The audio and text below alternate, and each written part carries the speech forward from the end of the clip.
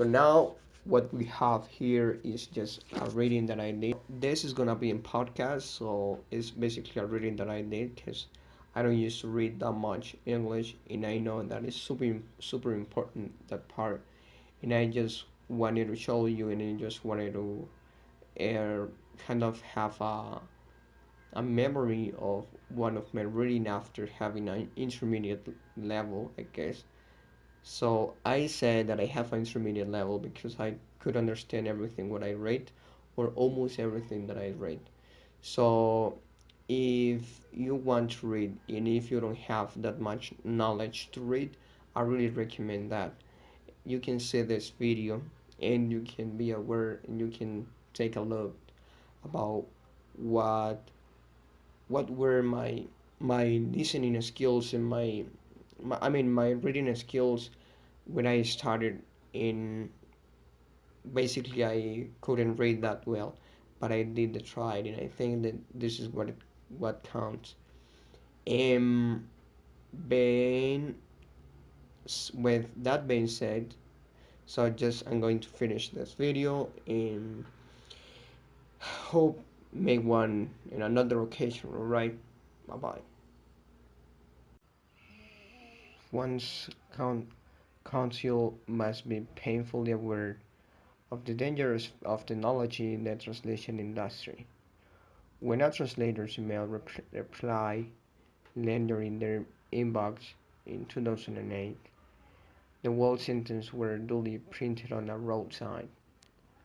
I read, I'm, I'm not in the office at the moment, but recent advantages in technology are now helping to break down languages barrier and revolutionize the role of traditional translators. When Google Translate was launched in 2006, basing translations on hundreds of millions of online text, it raised a crucial question for the industry.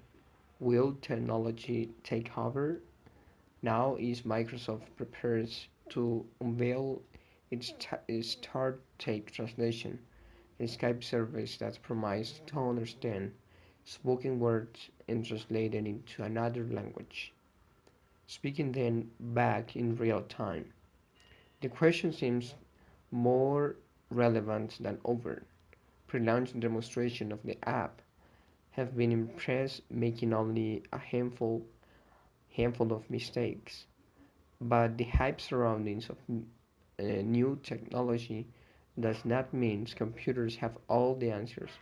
According to the Andy Way, associate professor of computing at Dublin City University, you are more likely to have everything else in Star Trek before you ever a universal translation. Get an universal translator, he said. Although enhanced technology is changing our approach to translation, the traditional translation is safe for now, he added. Spare divides translation technology in two distinct categories: machine translation (MT), which relies solid, solidly, solely on software, computer assisted translation (CAT), which is simply used as an aid for translators. And although both are developing rapid, rapidly, translators said that only the CAT method produce high quality results. Natalie Keeley, author of Founding Translation, explains, professional translators take great care to ensure that the message resonates with a foreign audience as a original author intended to it. Machines will lack the ability to do this. A machine doesn't have a sense of humor or the ability to choose the perfect words for a target audience.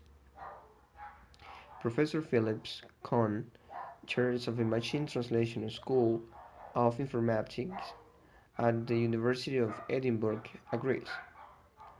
Automatic spoke translation is a particular problem because you are working with two imperfect technologies tied together: speech recognition and translation.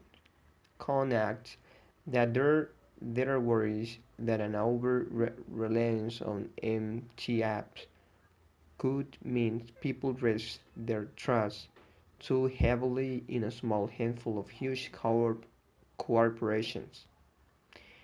It's certainly a concern for us in the research world, so we put a lot of effort into developing open open source software, he says, citing his project muscles.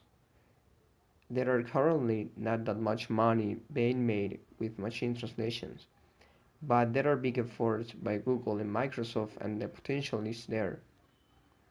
But globalization has meant that for some organizations there is simply no other option other than to use new technology. Angelini Practice, a language officer at the European Commission, says that organization is responsible for translating 2 million pages into 24 different languages every year. It wouldn't be able to fulfill its mission without up-to-date translation technology, she says.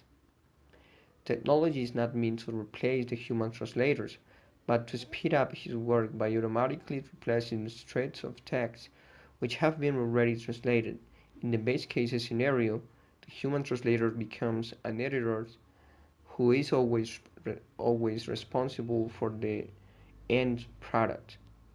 He adds, technology is a tool that helps dealing with scarce resources of translators by speeding up their work and allowing them to concentrate on the essential. It also contributes that consistencies of terminology, crucial in EU texts. Like most professional translators, Lloyd Brigham, director of Capital Translation in Cardiff, uses CAT methods to make his work more efficient, but it doesn't replace traditional translation skills. Translation technology is very much like Marmite to industry professionals. He says the average freelance translator is less likely to hold it in such high regard as a large translator companies. It designs to save translation companies money, while freelancers who work with it are expected to give discounts since such technology makes translation more efficient and productive. Generally speaking, generally speaking, translators enjoy working with translation technology, provided that it makes the job more efficient and help us to better meet our clients' needs. Resources like Google Translate don't do that. If you want the give the gist of a sentence, that's fine, but never rely on it to translate a professional document, let alone what? Um, let alone one for publication. CAT software safe segment for future use in what we call a translation memory, he explains. So if we come across a document for translation with similar working on the future, we can use part of even the whole translation of a certain sentence again. This makes translation a lot more efficient and crucially, crucially more consistent. As a as it means we are using the same terminology, style, and register for the same client.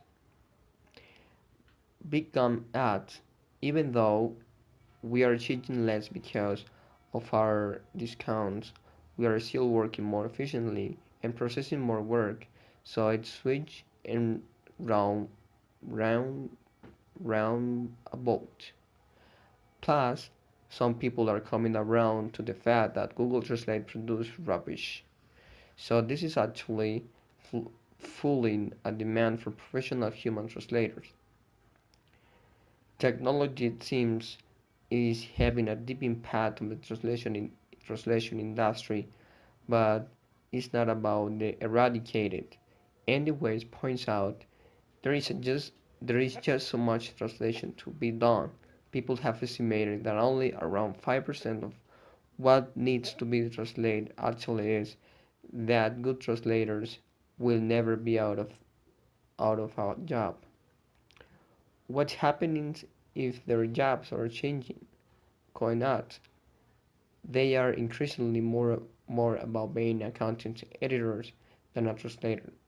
However, no matter how much the translation industry develops and improves, no translations will never be as good as understanding the language for yourself, says Natalia Kelly. When you learn words or phrases, you also learn cultural values. Many words do not have a direct translation because the concepts simply do not exist in another culture.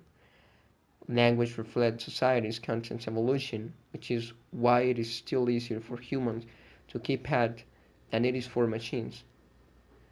There is simply no replacement for learning a foreign language.